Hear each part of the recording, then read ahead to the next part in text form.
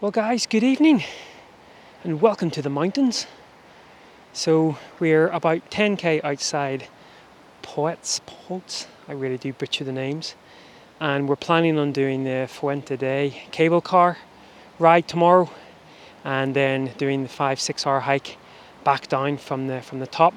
But we're parked about 10k away from it. We were going to park actually up at the cable car tonight, but we found a nice little park up just off the road.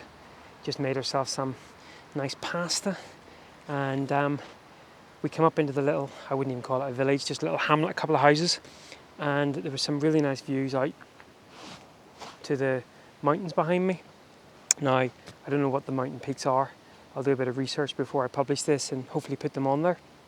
But I think this is going to be a very short vlog because I'm not able to move too far because literally this is really the only view you have. But you may notice that I've got my 1-400 on, and that's allowing me to sort of pick out some sort of little spots. The light is still quite harsh, and I think by the time it starts softening, I'm pretty sure it's going to drop in behind some of the other hills, and so we'll probably lose that light. So it's a black and white kind of day, and I've also got the polarizer on, which has helped me to cut through some of that haze. So we're just really looking for some interest in those mountains. Some interest. They are bloody interesting. Some nice sort of cloud formations flowing along as well.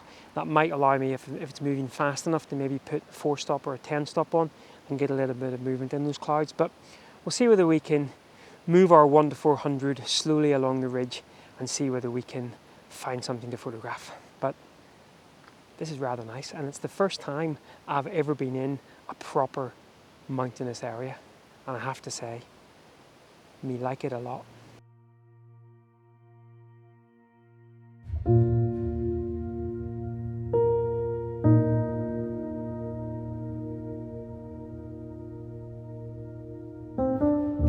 So, don't you just love kit failures? There actually was some nice cloud, and there still is some nice cloud moving through, so I thought I'd throw on the 10-stop. And I'm not sure what's going on, but I've locked it off with a 10-second timer.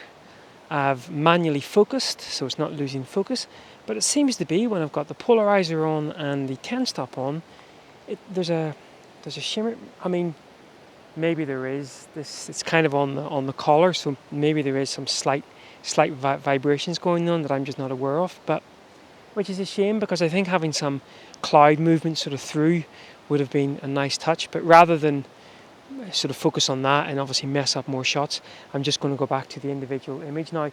I'm already seeing shadows appear on the left-hand side of the range. Now, as long as there is still some speckle light, and you can probably see that light sort of disappearing off my face, which is going to be a good thing, because trying to sort of look in through the viewfinder with bright sunshine in your eyes is a bit of a pain. But it's quite nice that we're starting to get some light and shadow actually on the mountain itself now. So I'm going to take off the 10-stop, keep the polarizer on, and see whether we can get another couple of frames.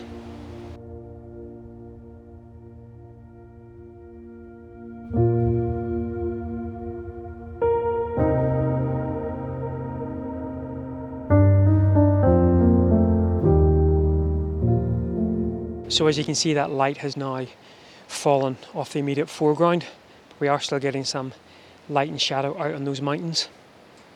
Disappearing reasonably fast, which is disappointing. It's 7:30. Obviously sunset isn't for another hour and 45 minutes, so I doubt whether we're going to get too much of that really rich light, but we'll carry on standing around here and see whether things improve. Still disappointed that the 10-stop, for whatever reason, wasn't working. It must be camera shake that I'm just not seeing. But a bit more cloud has moved in, and a bit more cloud and actually now up in the sky as well, which is giving a little bit of interest. And that's the great thing about sort of the clouds moving in through the mountains. You know, with the 1-400 and the clouds, you can actually stand in one spot and pick off little subsections. Now, I was also going to try sort of a panoramic, and I might still do it, but the problem is I'm kind of sort of pointing the camera upwards, and I always find that when you come to stitch those together, it can be a little bit problematic, but I might stitch 2 or 3 together just to give me a slightly higher resolution image. But we'll carry on looking for some interesting frames.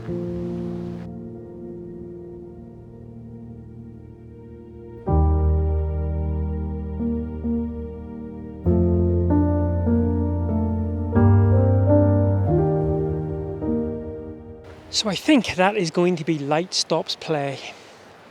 It certainly looks, I was just looking on Google Maps, and behind me where the sun is setting there is another big range of mountains, and I'm assuming that the sun has now started to set behind those, because the valley here of this set of mountains have got a lot more cloud and the peaks aren't showing through, and where there isn't cloud there just isn't any light anymore.